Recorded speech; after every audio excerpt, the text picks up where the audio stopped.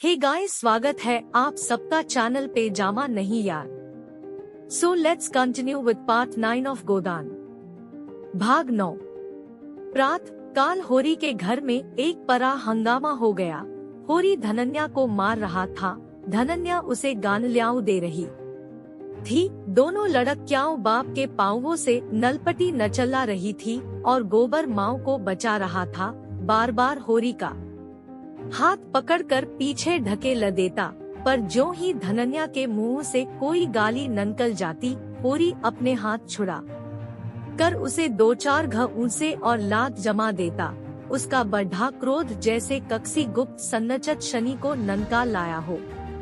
सारे गांव में हलचल पड़ गई। लोग समझाने के बहाने तमाशा देखने आ पहुँचे। शोभा लाठी टेकता आ खड़ा हुआ। दादाजी ने डांटा, यह क्या है होरी, तुम बावले हो गए हो क्या? कोई इस तरह घर की लक्ष्मी पर हाथ छोड़ता है? तुम्हें तो यह रोग न था क्या? हीरा की छत तुम्हें भी लग गई? होरी ने पालागन करके कहा, महाराज तुम इस बखत न बोलो, मैं आज इसकी बांध छुड़ा कर तब दम लूंगा। मैं न जितना ही तरह देता हूँ उतना ही यह नसर चढ़ती जाती है। धनन्या सजल क्रोध में बोली, महाराज तुम गवाह रहना, मैं आज इसे और इसके हत्यारे भाई को जेहल भेजवा कर तब पानी पूगी। इसके भाई ने गाय को माहुर नखला कर मार डाला। अब तो मैं थाने में रपट नल खाने जा रही हूँ तो यह हत्यारा मुझे मारता है। इसके पीछे अपने चजदगी चौपट कर दी, उसका यह इनाम दे रहा है। होरी ने दांत पीस कर और आंखें ननकाल कर कहा कि वही बात मुंह से ननकाली, तने देखा था हीरा को माहुर नखलाते? कसम खा जा का तने हीरा को गाय की नाउन के पास खड़े नहीं देखा? बेटे के माथे पर हाथ रख के कसम खा। होरी ने गोबर के माथे पर कांपता हुआ हाथ रख कर कांपते हुए स्वर में कहा, मैं बेटे की कसम खाता हूँ कक मैंने हीरा को नाउद के पास नहीं देखा। धनन्या ने जमीन पर थक कर कहा, थोड़ी है तेरी झूठाई पर, तने खुद मुझसे कहा कक हीरा चोरों की तरह नाउद के पास खड़ा था और अब भाई के पक्ष में झट बोलता है। थोड़ी है, अगर मेरे बेटे का बाल भी बांका हुआ तो घर में आग लगा दूंगी, सारी गृहस्थी में आग लगा दूंगी। भगवान, आदमी मुंह से बात कहकर इतनी बेशर्मी से मुकर जाता है। होरी पांव पटक कर बोला, धनन्या गुस्सा मत कदला, नहीं बुरा होगा। मार तो रहा है और मार ले, जो अपने बाप का बेटा होगा तो आज मुझे मार कर तब पानी न पेगा। पापी ने मारते मारते मेरा भुरकस ननकाल न लिया, फिर भी इसका जी नहीं भरा। मुझे मार कर समझता है मैं बड़ा वीर हूँ, भाइयों के सामने भीगी नबल्ली बन जाता है। पापी कहीं का, हत्यारा। फिर वह बैन कहकर रोने लगी। इस घर में आकर उसने क्या नहीं झेला। ककस तरह पेटन नहीं काटा, ककस तरह एक एक लत्ते को तरसी, ककस तरह एक एक पैसा प्राणों की तरह संचा, ककस तरह घर भर को नखला कर आप पानी पी कर सो रही, और आज उन सारे बनलदानों का यह पुरस्कार। भगवान बैठे यह अन्याय देख रहे हैं और उसकी रक्षा को नहीं दौड़ते। गस की और द्रौपदी की रक्षा करने बैकुंठ से दौड़े थे, आज क्यों नींद में सोए हुए हैं? बेटे के माथे पर हाथ रख के कसम खा। होरी ने गोबर के माथे पर कांपता हुआ हाथ रख कर कांपते हुए स्वर में कहा, मैं बेटे की कसम खाता हूँ कक मैंने हीरा को नाउद के पास नहीं देखा। धनन्या ने जमीन पर थक कर कहा, थोड़ी है तेरी झूठाई पर, तने खुद मुझसे कहा कक हीरा चोरों की तरह नाउद के पास खड़ा था और अब भाई के पक्ष में झट बोलता है। थोड़ी है, अगर मेरे बेटे का बाल भी बांका हुआ तो घर में आग लगा दूंगी, सारी गृहस्थी में आग लगा दूंगी। भगवान, आदमी मुंह से बात कहकर इतनी बेशर्मी से मुकर जाता है। होरी पांव पटक कर बोला, धनन्या गुस्सा मत कदला, नहीं बुरा होगा। मार तो रहा है और मार ले, जो अपने बाप का बेटा होगा तो आज मुझे मार कर तब पानी न पेगा। पापी ने। मारते मारते मेरा भुरकस ननकाल न लिया, फिर भी इसका जी नहीं भरा, मुझे मार कर समझता है मैं बड़ा वीर हूँ। भाइयों के सामने भीगी नबली बन जाता है, पापी कहीं का, हत्यारा। फिर वह बैन कहकर रोने लगी। इस घर में आकर उसने क्या नहीं झेला, ककस तरह पेटन नहीं काटा, ककस तरह एक एक लत्ते को तरसी, ककस तरह एक एक पैसा प्राणों की तरह संचा, ककस तरह घर भर को नखला कर आप पानी पी कर सो रही। और आज उन सारे बनलदानों का यह पुरस्कार, भगवान बैठे यह अन्याय देख रहे हैं और उसकी रक्षा को नहीं दौड़ते। गस की और द्रौपदी की रक्षा करने बैकुंठ से दौड़े थे, आज क्यों नींद में सोए हुए हैं। जनमत धीरे धीरे धनन्या की ओर आने लगा। इसमें अब कक्सी को संदेह नहीं रहा, कक हीरा ने ही गाय को जह कद्या, होरी ने नबल को ल झट ही कसम खाई है। इसका भी लोगों को नवश्वास हो गया। गोबर को भी बाप की इस झठी कसम और उसके इलस्वरूप आने वाली नवपनत की शंका ने होरी के नवरूई कर कद्या। उस पर जो दातादीन ने डाउट बताई तो होरी परास्त हो गया, चुपके से बाहर चला गया। सत्य ने नवजय पाई। दातादीन ने शोभा से पूछा, तुम कुछ जानते हो शोभा, क्या बात हुई। शोभा जमीन पर लेटा हुआ बोला, मैं तो महाराज 8 कदम से बाहर नहीं निकला। होरी दादा कभी कभी जा कर कुछ हदे आते हैं, उसी से काम चलता है।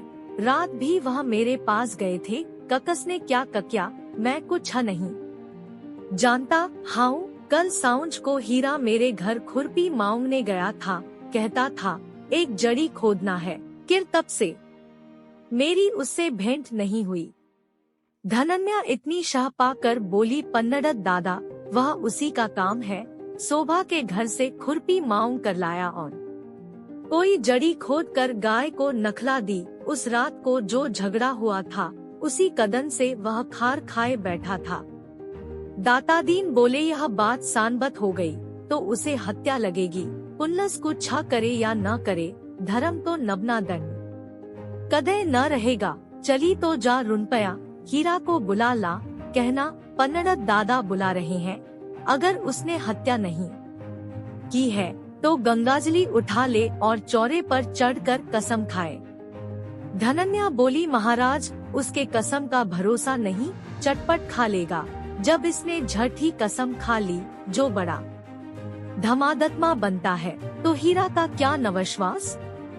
अब गोबर बोला, खा ले झट ही कसम, वंश का अंत हो जाए। बढ़े जीते रहें, जवान जीकर क्या करेंगे।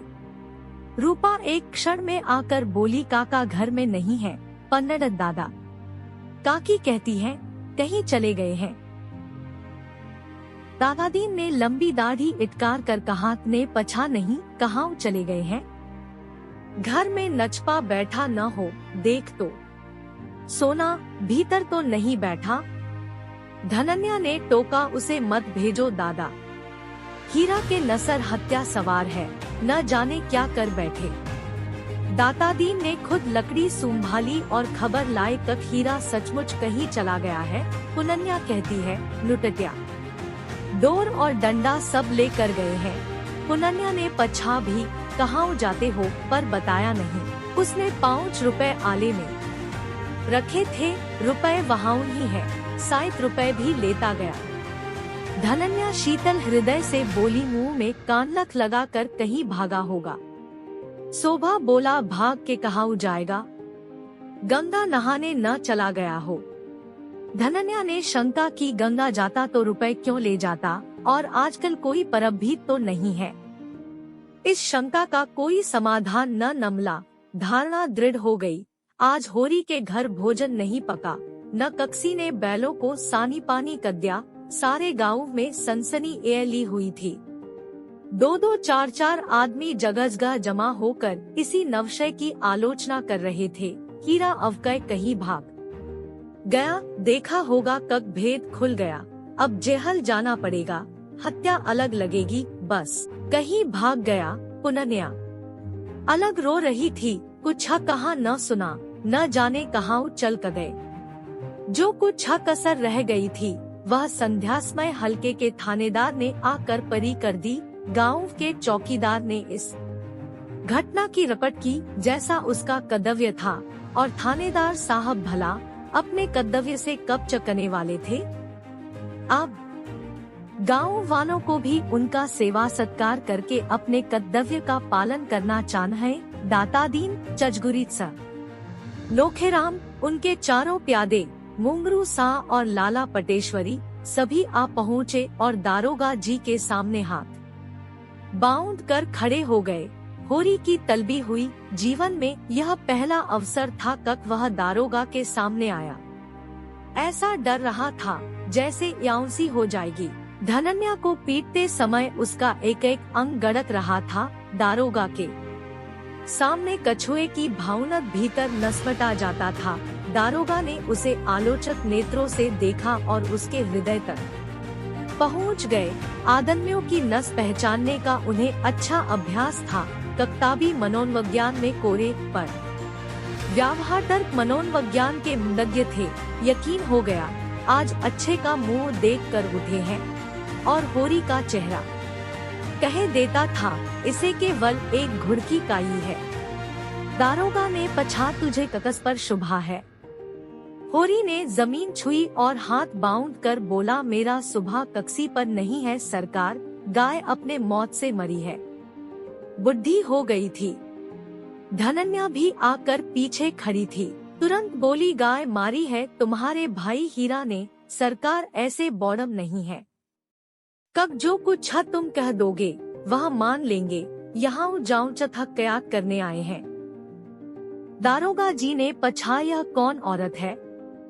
कई आदमियों ने दारोगा जी से कुछ बातचीत करने का सौभाग्य प्राप्त करने के नले चढ़ाऊपरी की एक साथ बोले और अपने मन को इस कल्पना से संतोष कद्या तक पहले मैं बोला होरी की घरवाली है सरकार, तो इसे बुलाओ, मैं पहले इसी का बयान न लिखूंगा। वह कहाँ है हीरा।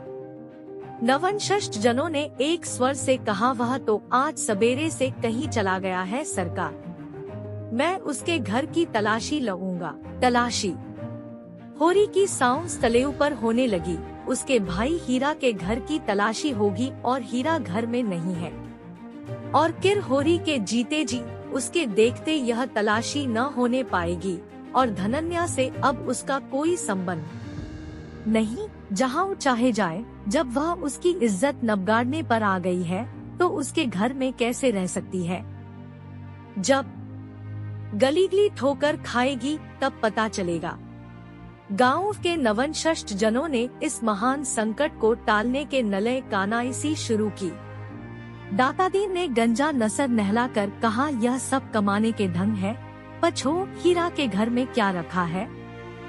पटेश्वरी लाल बहुत लंबे थे पर लंबे होकर भी बेवकूफ न थे। अपना लंबा काला मुंह और लंबा करके बोले और यहाँ आया है कक्सन ले, और जब आया है नबना को छा नले कदे गया कब है।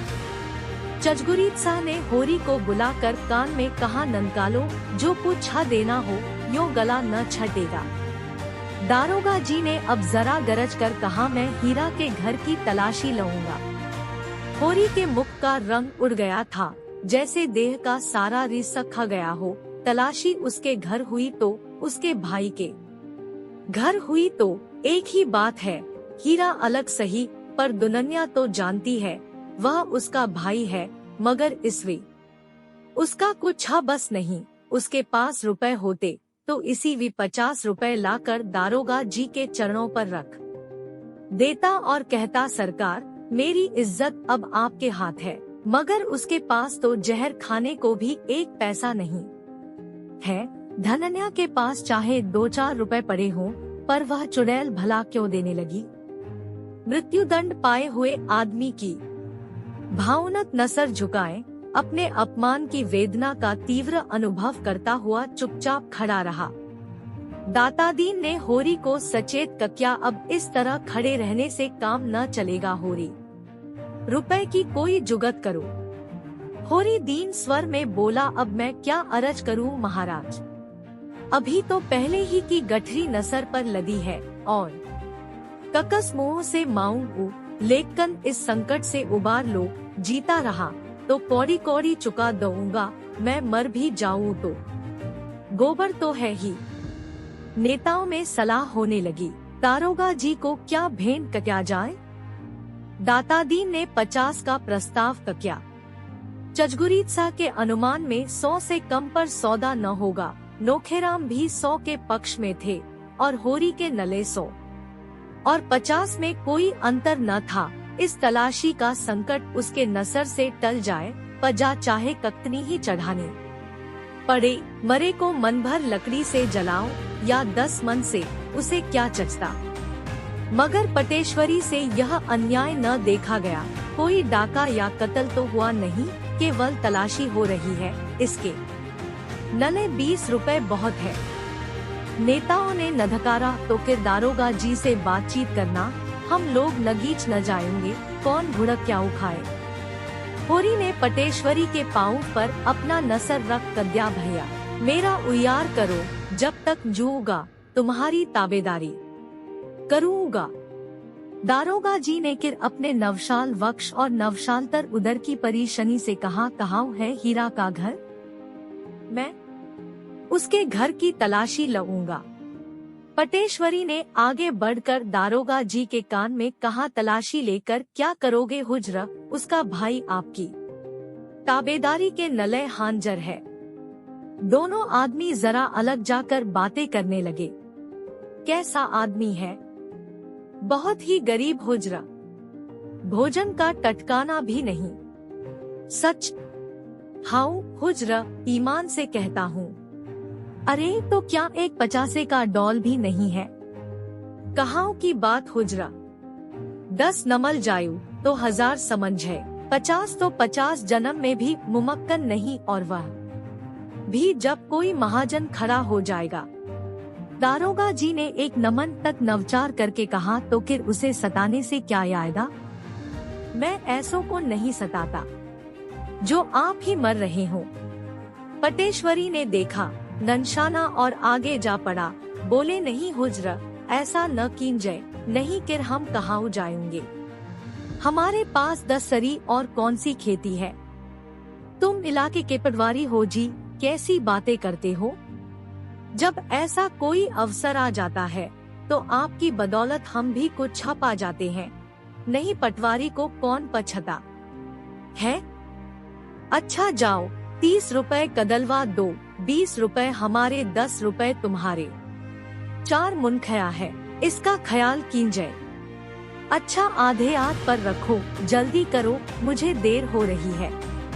पटेश्वरी ने चजगुरी से कहा। चजगुरी ने होरी को इशारे से बुलाया, अपने घर ले गए। 30 रुपए नगन कर उसके हवाले कके और एहसान से दबाते हुए बोले, आज ही कागज नलखा लेना, तुम्हारा मुंह देखकर रुपए दे रहा हूँ, तुम्हारी भलमनसी पर।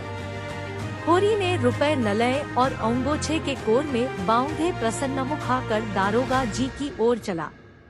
सहसा धनन्या झपट कर आगे आई और अंगोछी एक झटके के साथ उसके हाथ से छीन ली। गांठ पक्की न थी, झटका पाते ही खुल गई और सारे रुपए जमीन पर नपखर गए। नांगन की तरह यूं कार कर बोली, ये रुपए कहाँ नले जा रहा है, बता। भला चाहता है तो सब रुपए लौटा दे, नहीं कहे देती हूँ। घर के परानी रातक दन मरे और दाने दाने को तरसे, लगता भी पहनने को मयस्सर न हो, और अंजुली भर रुपए लेकर चला है इज्जत बचाने। ऐसी बड़ी है तेरी इज्जत, नजस के घर में चहे लोटेन, वह भी इज्जत वाला है।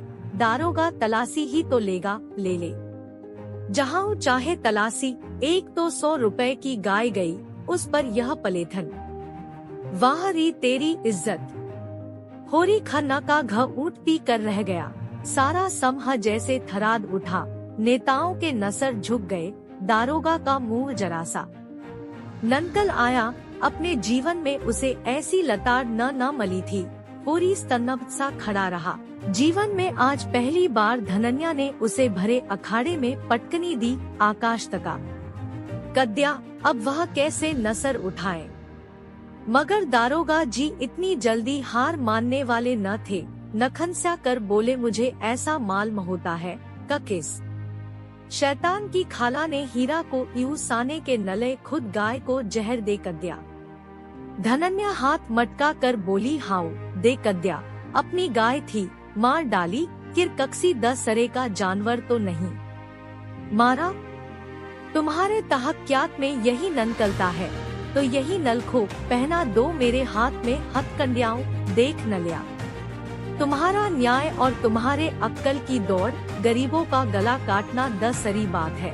द ध का द ध और पानी का पानी करना 10 सरी बात। होरी आंखों से अंगारे बरसाता धनन्या की ओर लपका, पर गोबर सामने आकर खड़ा हो गया और उग्र भाव से बोला अच्छा दादा अब बहुत हुआ, पीछे हट जाओ नहीं मैं कह देता हूँ मेरा मुंह न देखोगे तुम्हारे ऊपर हाथ न उठाऊंगा। ऐसा कब तक नहीं हूँ, यही गले में याऊंसी लगा लूंगा। होरी पीछे हट गया और धनन्या शेर होकर बोली हट जा गोबर, देखूं तो क्या करता है मेरा दारोगा जी बैठे हैं, इसकी नहमत देखूं, घर में तलाशी होने से इसकी इज्जत जाती है, अपने महटरिया को सारे गांव के सामने लंतयाने से इसकी इज्जत नहीं जाती। यही तो वीरों का धर्म है, बड़ा वीर है तो कक्सी मर्द से लड़ नजस की बाहों पकड़ कर लाया, उसे मार कर बहादुर कहलाएगा तो समझता होगा मैं इसे रोटी पड़ा देता हूँ आज से। अपना घर संभाल, देख तो इसी गांव में तेरी छाती पर मूंग डल कर रहती हूँ कक नहीं, और इससे अच्छा खाऊं पहन ऊंगी इच्छा हो देख ले। होरी परास्त हो गया, उसे ज्ञात हुआ स्त्री के सामने पुरुष ककतना नन ककतना नन रुपाय है। नेताओं ने रुपए चुनकर उठा नले थे और दारोगा जी को वहां से चलने का इशारा कर रहे थे। धनन्या ने एक ठोकर और जमाई नजस के रुपए हो ले जाकर उसे दे दो, हमें कक्सी से उधार नहीं लेना है और जो देना है तो उसी से लेना, मैं दमड़ी भी न दूंगी, चाहे मुझे हाकम के इजलास तक ही चढ़ना पड़े, हम बाकी चुकाने को 25 रुपए मांगते थे। कक्सी ने न कद्या, आज अंजुली भर रुपए ठनाठन ननकाल के दे कदे, मैं सब जानती हूँ। यहाँ तो बाउंट बखरा होने वाला था, सभी के मुंह मीठे होते, ये हत्यारे गाँव के मुनखया है, गरीबों का खन न चसने वाले सदब्याज देढ़ी स्वाई नजंजराना घसघास जैसे भी गरीबों को लड़ तो उस पर सुराज चांद है। जेहल जाने से सुराज न नमलेगा, सुराज नमलेगा धर्म से न्याय से। नेताओं के मुख में कानंक सी लगी हुई थी, दारोगा जी के मुंह पर झाड़ सी गिरी हुई थी। इज्जत बचाने के नले हीरा के घर की ओर चले। रास्ते में दारोगा ने स्वीकार कक्या औरत है बड़ी कदले। पटेश्वरी बोले कदलेर है हुजरा ककद शाह है, ऐसी औरत को तो गोली मार दे। तुम लोगों का काकिया तंग कर कद्या उसने 4 तो नमलते ही हुजरा के भी तो 15 रुपए गए, मेरे कहाँ जा सकते हैं। वह न देगा, गांव के मुनखया देंगे और 15 रुपए की जगह पर 50 रुपए आप लोग चटपट इंतजाम कीजिए। पटेश्वरी लाल ने हूंस कर कहा हुजरा बड़े कदल लगी बाज है। दागादीन बोले बड़े आदमियों के यही लक्षण है, ऐसे भाग्यवानों के दशदन कहाँ होते हैं। दारोगा जी ने कठोर स्वर में कहा यह खुशामद किर की नजेगा, इस भी तो मुझे 50 रुपए कदलवाइए नकद, और यह समझ लो कक आनाकानी की तो तुम चारों के घर की तलाशी लूंगा, बहुत मुमक्कन है कक तुमने हीरा और होरी को यूं सा कर उनसे 150 ऐंठने के नले पाखंड रचा हो। नेतागण अभी तक यही समझ रहे हैं, दारोगा जी नवनोट कर रहे हैं। चजगुरीत सा ने आंखें मार कर कहा ननकालो 50 रुपए पटवारी साहब। नोखेराम ने उनका समथदन कक्या पटवारी साहब का इलाका है, उन्हें जरूर आपकी खानतर करनी चान है। पन्नड़त दातादीन की चौपाल आ गई। दारोगा जी एक चारपाई पर बैठ गए और बोले तुम लोगों ने क्या ननश्चय कक्या रुपए ननकालते हो या तलाशी करवाते हो। दातादीन ने आपंत की मगर हुज्र। मैं अगरमगर को छा नहीं सुनना चाहता। चजगुरीत सा ने साहस का क्या सरकार, यह तो सरासर। मैं 15 नमन का समय देता हूँ। अगर इतनी देर में परे 50 रुपए न आए तो तुम चारों के घर की तलाशी होगी। और गंडात सा को जानते हो, उसका मारा पानी भी नहीं मांगता। पटेश्वरीलाल ने तेज स्वर से कहा, आपको अनख्तियार है, तलाशी ले ले, यह अच्छी कदर लगी है, काम कौन करे, पकड़ा कौन जाए। मैंने 25 साल थानेदारी की है, जानते हो, लेकिन ऐसा अंधेर तो कभी नहीं हुआ। तुमने अभी अंधेर नहीं देखा, कहो तो वह भी कदखा दऊ।